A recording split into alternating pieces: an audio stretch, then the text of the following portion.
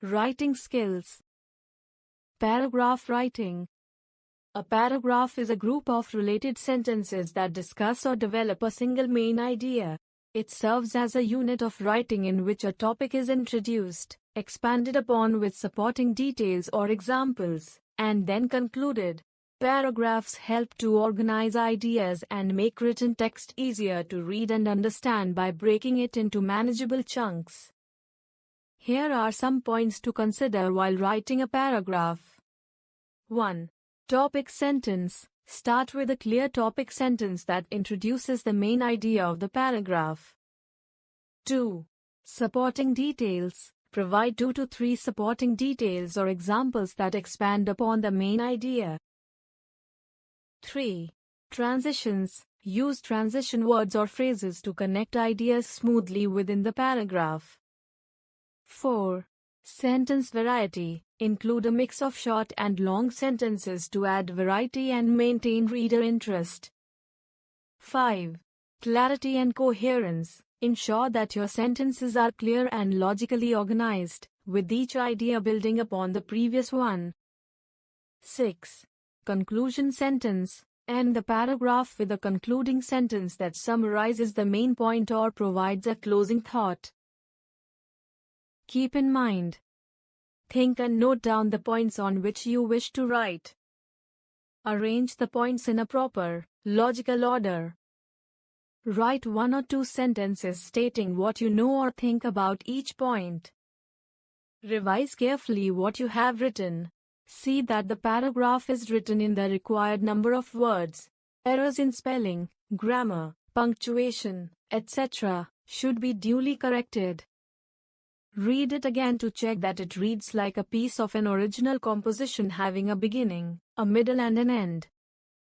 Write out a fair draft and cancel the rough draft.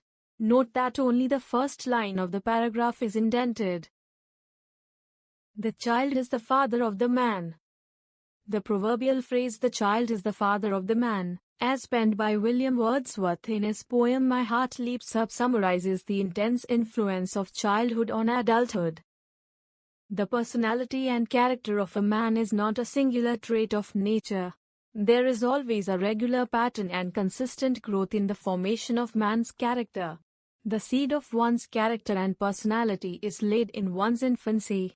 There is then a consistent growth from infancy to childhood, from childhood to youth, and from youth to old age. As the child is today, the man would be tomorrow. What a man is going to be can be well guessed from his childhood. The child is the man himself on a miniature scale, having all the potentialities of future growth. History bears testimony to the fact that all great men showed signs of their greatness in their formative years in childhood.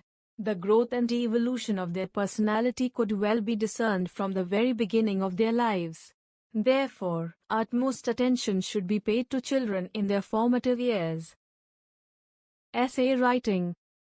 An essay is a piece of writing that presents the author's argument, analysis, or perspective on a particular topic. It typically involves expressing thoughts, opinions, or ideas in a structured format, often with the goal of informing, persuading, or entertaining the reader. Essays can vary in length, style, and purpose, but they generally include an introduction, body paragraphs, and a conclusion. Introduction. This is where you introduce your topic and tell the reader what your essay is going to be about. Body paragraphs. These are the main parts of your essay where you explain your ideas or arguments in more detail. Each paragraph usually focuses on one main point, and you provide evidence or examples to support it. Conclusion. This is where you wrap up your essay by summarizing your main points and restating your thesis. You also might share your final thoughts or suggest what the reader should take away from your essay. Overall, the structure helps organize your ideas and make your essay easy to follow for the reader. There are 4 types of essays. Descriptive essays. Essays on people, places, things, animals, etc. Narrative essays. Essays on events, journeys, happenings, biographies, spotting events, etc. Reflective essays. Essays on abstract topics, habits, facts, feelings, customs, etc. Imaginative essays. Essays on topics that can be imagined only, as, if I were a millionaire, the story of a pitcher, etc. We will study here about descriptive and narrative essays only. Quick tip. To improve your essays, you should make it a habit to read newspaper editorials and internet blogs. You also need a lot of regular writing practice. Descriptive essay. Miss Mary, my biology teacher. A student is like a rudderless ship in a turbulent sea, if not guided by a teacher. The mother who is the first teacher for her children leaves an unerasable imprint on their mind, and the teacher at school assumes this onerous duty next. An able teacher not only imparts knowledge but also molds the character and personality of the student. My biology teacher, Miss Mary, is one such teacher who is a picture of patience, dedication and involvement while she goes about her job of letting us in on the rudiments of the subject. The joy with which she laboriously explains a point seems to communicate to us, and all of us eagerly look forward to her class. She is though very particular about tests, projects, assignments. Once, when some of us submitted a herbarium project on leaves, she chided us sharply upon noticing some leaves she knew we could never have collected from within the city. It was true, a friend's cousin from Kullu had supplied those. Field trips were pure pleasure, when she took us to the zoo or to the city's biggest public garden. These were experiences which combined learning, fun and discovery. Once, while on a class trip to a nearby bird sanctuary, she felt sick and feverish. We insisted on returning, but she refused and held on. That day we learnt more about birds than we ever could hope to in the classroom. Miss Mary is a teacher, friend and guide to us. I doubt if any one of us would forget her affection and care even 20 or 30 years hence. Schooling is a joy when one is fortunate enough to have such a teacher, who tries to instill knowledge, good morals and a spirit of inquiry amongst the students. Narrative essay. A trip to tiger country. Sariska Tiger Reserve lies some 40 kilometers southwest of Alwar in Rajasthan. It nestles among the rocky hills of Aravalli Ranges, and extends over 850 square kilometers of deciduous forest. Last December, some friends and I decided to visit the place for the weekend. The journey from Delhi to Alwar was uneventful and we reached there by 10 in the morning by train. Haggling over the fare, we finally settled for a 500/ride to Sariska in a tourist cab. The cabbie, though, was a jolly fellow and showed us the sights en route. The most notable among them was the Silisade Reservoir, a huge natural lake abutted by an irrigation dam. It was also a popular fishing spot, but we had eyes only for the tiger. It was almost noon when we entered Sariska. The cabbie let us off at the forest lodge aptly named Tiger Den. We got a spacious room for a reasonable 400 a day. After some light snacks and tea, it was time to venture into tiger territory. We hired a jeep and set out. The next 4 hours that we spent in the reserve were both enthralling as well as spine-chilling. We saw the magnificently antlered swamp deer, the agile spotted deer, the ever-watchful jackal and the hungry hyena. A friend had a narrow escape when a wild boar took offense at his proximity. He was trying to photograph it, and charged, snorting angrily, while the scared fellow just managed to get back onto the vehicle. Later in Kali Ghati, a densely forested area, we chanced upon a pack of wild dogs, a species found nowhere else in the country. The driver told us that these harmless-looking animals are the most ferocious and could make a tiger change its path. The tigers, however, remained elusive, and we could not sight even a single one. It was time to return to the lodge as dusk descended rapidly. The night was spent around a crackling campfire that the gracious watchman had so thoughtfully arranged for. It was a time for jungle lost tales of brave hunters, of merciless predators and resident ghosts. It was midnight before we returned to our room. After gorging on a sumptuous breakfast, we started back for Delhi. Report writing. Go through the newspaper account about an awareness rally. Say no to polythene. Asim Chaudhary. Bhopal. About 5,000 school children took out a rally through the city roads on Sunday to raise a voice against use of polythene.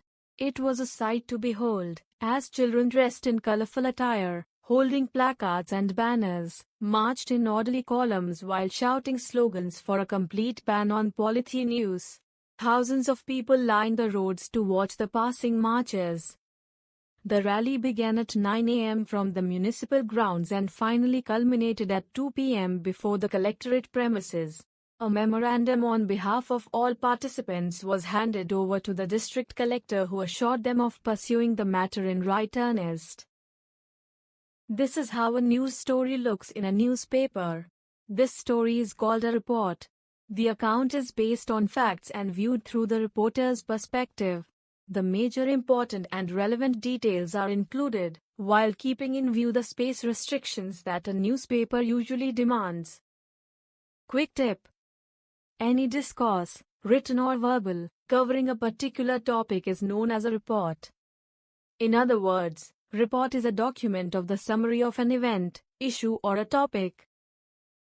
Keep in mind, one who writes a report must ensure that all the information provided has proper evidence for the same.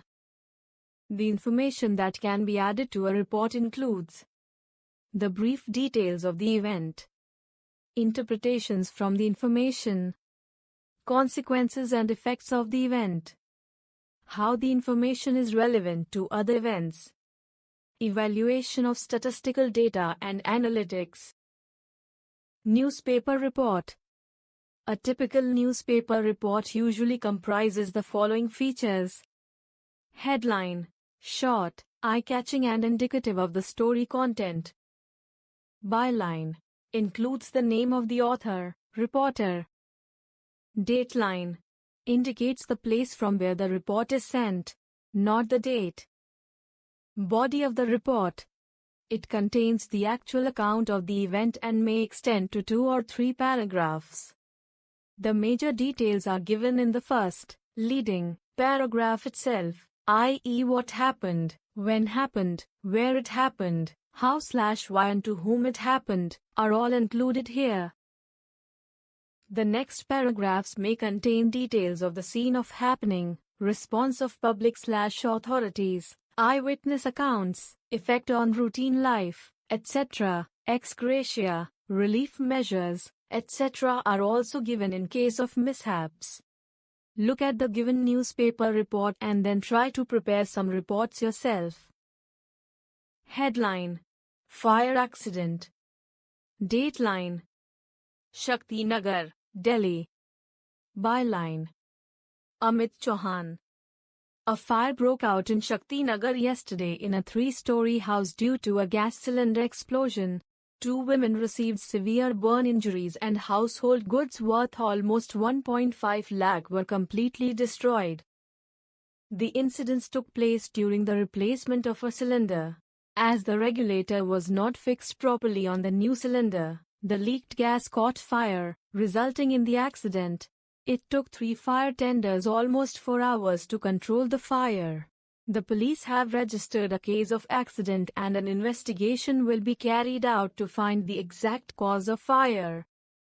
The injured women were admitted to the burns ward of AIIMS Hospital and their condition is stated to be critical. Email writing. In this era of knowledge explosion, the internet has become a part of our routine life. Letters and postcards have become old-fashioned and outdated modes of communication. Emails have become the need of the hour and are the most preferred mode of communication today. Rules for writing emails. 1. Write a meaningful subject line, so that it receives due attention. 2. Mention the subject that highlights the core or substance of the content. The subject should be very brief and informative in nature. 3. Keep the content/body short and simple. Generally, it should not exceed 3 or 4 paragraphs at most. 4. Be careful of the tone and language you use. 5. Mention your clear identity, especially when the message is a formal or official one. 6. Avoid shortcuts like smileys, abbreviations and non-standard punctuation and spellings, especially when the email is a formal one. 7. End with a thanks line and your signature. 8. A signature might include the designation of the writer along with the name and address of the company. Layout of an email. 2. In this, the email ID of the primary recipient should be written. CC or carbon copy. In this, the email IDs of the secondary recipients should be written. BCC or blind carbon copy. In this, the email ID of the tertiary person is written. The primary and the secondary receivers cannot see the tertiary recipient. Salutation. This can be either formal or informal depending on the email. Email in detail. This is the main body of the email. Signature. This can have the name and designation of the email writer, in the case of formal emails, and just the name of the writer, in case of an informal email. Let us look at some emails. 1. You are the manager of customer services at a broadband agency. Write an email of apology to a customer for the delay in providing internet connection. 2. You have received an email from your friend who has asked you to describe your new school. Write the email in about 100 words. Email. 2. Amit. gmail.com. Date. March 20th, 2024, 17:45 hours. CC. Subject. Delay in providing internet connection. Dear Sir, we had promised to install high-tech broadband internet service at your place by the end of February, but the installation has been delayed due to some unavoidable reasons beyond our control. Our technicians will install the modem by the end of this week. Because of the inconvenience caused to you, the connection would be free of charge for the first 2 months. We at High Tech would like to offer you the highest standards of service and make you feel a proud user. Kindly accept my sincere apologies for the delay. Please feel free to contact us in case of any queries. Thanks. Regards. Broadband Agency. Email. 2. Arav. gmail.com. Date. April 10th, 2022, 16:20 hours. CC. Subject. Description of my new school. Dear Arav, I am sorry I could not write to you earlier about my new school. I am quite well and happy here. The teachers are very kind, and the other boys are quite nice, but I miss my old companions a lot. I am learning a great many things. I do not like history at all. I find it so dull. But I take an interest in painting. I have painted a beautiful picture which I will show you when I come home during the summer vacation. We have a large playground and special coaching is provided for cricket, football and hockey. Our sports teachers are very friendly and enthusiastic. I'm looking forward to the summer vacation when I shall meet you again. Convey my regards to the elders and love to the young ones. Yours affectionately, Vedansh. Vedansh23, gmail.com. Story writing. Story writing is an art which can be learnt only by practice. A beginner generally introduces irrelevant details, repeats sentences, and often leaves out important points. To write a good story, you must have a clear idea of the whole plot in your mind before start, and you must arrange the main points in their proper order. Important hints. Bear in mind the following hints. 1. When you are telling a story, try to tell it as simply and naturally as possible. 2. You must have a clear idea of the various incidents of the story in your mind before you begin to write. 3. If you are given an outline, read it carefully. Note all the points. Write with a careful eye on these points all the time. 4. Then make a start. The opening is very important. It should arrest the reader's attention. 5. Arrange your points in proper, natural order. Do not jump from point to point. Think out the proper connection between the various points of your story. 6. You may introduce dialogues here and there. 7. The conclusion is perhaps the most important of all. An unexpected ending will help to make the story striking and memorable. 8. Revise what you have written and remove all mistakes in spelling, grammar and punctuation. 9. Now give a well thought out and suitable title to your story. Story: Belling the Cat. Specimen outlines. The mice very unhappy, the cat killed many of them, held a meeting to discuss how to get rid of the cat, various suggestions, no plan practicable. Then a young mouse suggested that a bell should be tied round the cat's neck. All welcomed the proposal with joy. An old mouse stood up, asked who was going to tie the bell round the cat's neck. We can write the story in two ways, i.e. long and short. Belling the Cat, short story. In a certain house which was infested with mice, the cat found easy prey. The mice were very unhappy. The cat killed so many of them that they were all in great fear. At last they held a meeting to discuss how they could get rid of the nasty cat.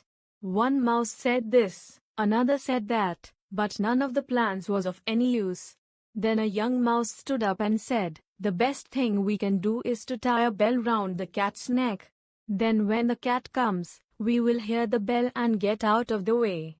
All the mice shouted, "Good, admirable, simple, easy." They all thought it was a very good plan, indeed. But now an old mouse, who had all the while been listening to the proposals quietly, stood up and said, "Yes, it is a very good plan, no doubt, but who will tie the bell round the cat's neck?" No one came forward to say that he would. Bell and the Cat.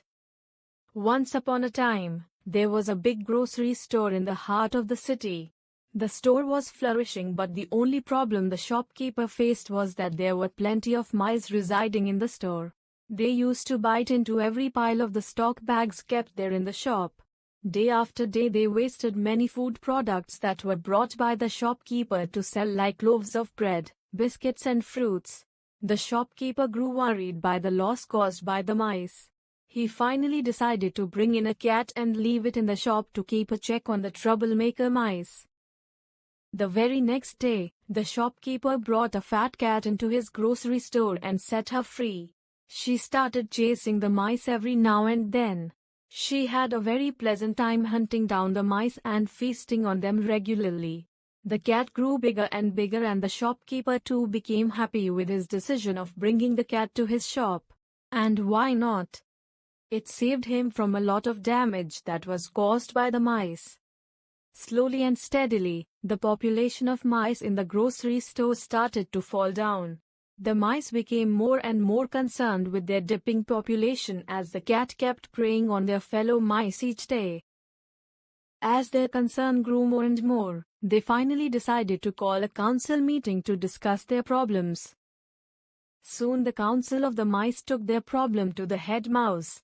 They discussed how their population was dropping day by day and it became impossible for them to know where their predator was. This was making them more vulnerable to getting caught by the cat. Soon the head of the mice came up with a brilliant idea of belling the cat. This would solve all the problems of the mice. Belling the cat would allow them to know where the cat was, because every time it moved, the bell in the neck would ring. Though the idea was liked by every member and all became happy to hear a brilliant solution to their problems, but soon their happiness came to a still, as now the question arose who would risk his life in order to bell the cat. All were quiet and no one spoke. Suddenly, a tiny mouse came forward and agreed to execute the plan himself of belling the cat. All he asked was a necklace of 3 bells tied in a pink ribbon. That afternoon, the little mouse along with the necklace went to the cat with a clever plan. As the cat saw the tiny mouse, she was about to stumble on the mouse for her afternoon meal. But as she was about to kill the mouse pleaded to the cat to listen to him once before feasting on him.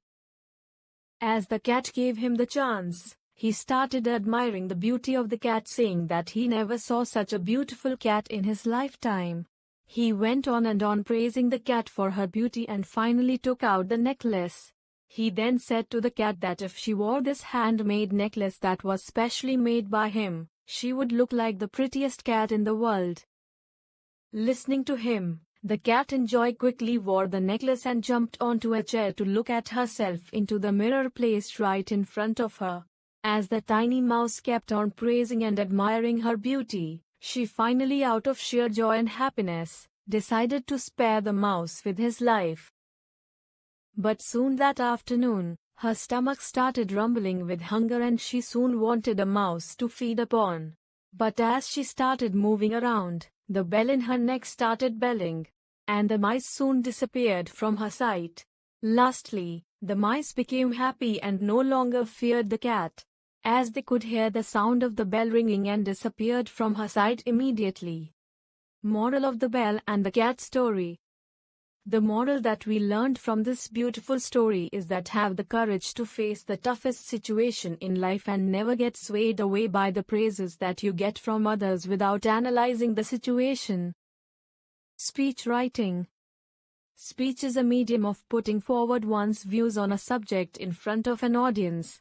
Speeches can be defined in many forms including farewell speech, thank you speech, political speech, welcome speech, school assembly speech, etc. These are written with an objective to instruct, entertain, inform or persuade the target audience. A speech should be prepared in simple language so that the audience can easily understand its main objective. It is ideal to speak carefully at a public gathering as the listeners get only one chance to understand the message that is being delivered to them. Format. You may write your speech in 3 paragraphs. It should include a title, opening lines, middle or main paragraph, and the concluding paragraph. 1. Opening lines begin with addressing the listeners and introducing the topic of the speech. Example, respected principal, teachers and my dear friends. Today I have received an opportunity to express my views on the topic conservation of wildlife. Craft an effective opening that gets your audience's attention, employing an anecdote, a joke, a quotation, or a thought-provoking question or assertion. 2. Middle paragraph or the main paragraph may include the following. A discussion on the main issues of the topic. Your own views on the topic. Use of idioms, proverbs or quotations to support your argument. A few points based on the pros and cons of the given subject. 3. Concluding paragraph may answer the key problem or issue addressed in the speech or suggest measures to curb the problem. Please remember that your speech should end with a closing note like I thank you for listening with patience, etc. Points to remember. The arguments should not be based on wrong information. The arguments should be to the point and well structured. Ideally, your speech should be written in 100 to 120 words. The speaker should start the speech by greeting the chief guest and the public present in the gathering. The speech should start in an interesting manner by using catchy words. It is advisable for the speaker to express his or her views and thoughts on the topic and also encourage audience participation. Wind up your speech by asking suggestions from the audience. A thank you note should be delivered to the audience at the end of the speech. Sample speech on friendship. Dear friends. True friendship is when you walk into their house and your Wi-Fi connects automatically. A friend is a gift you give to yourself. It is a relation of love and affection towards other people.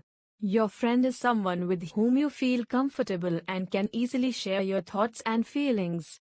A true friend loves you unconditionally, understands you, but never judges you and always tries to support you and give you good advice. The friendship of Krishna and Sudama is a great example of true friendship. A friend is someone who knows all about you and still loves you. Albert Hubbard. A true friend is one who will always be there when you need someone. He will leave all his important work for your need. Friend in need is a friend indeed. Difficult times are the best time to realize who your true friends are. Blessed are the souls who have true friends. What matters is how many true friends you have, not how much wealth you have. Friendship is always a sweet responsibility, never an opportunity. Khalil Gibran.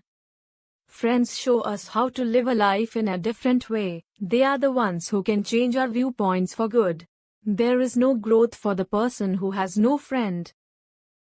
A friend is really very essential to understand life. The kind of friends you have determines the kind of person you are. That is why it is prudent to be careful while choosing a friend. Choose someone with good thoughts and character, because our thoughts and feelings are affected by the place we live in and by the people we live with. Be friends with someone who makes you feel free, positive and alive. My best friend is the one who brings out the best in me. Henry Ford. Many songs and stories have been written on the importance of friendship. It breaks the ice between two unknown people. If the other person is friendlier, a person feels more comfortable and easily opens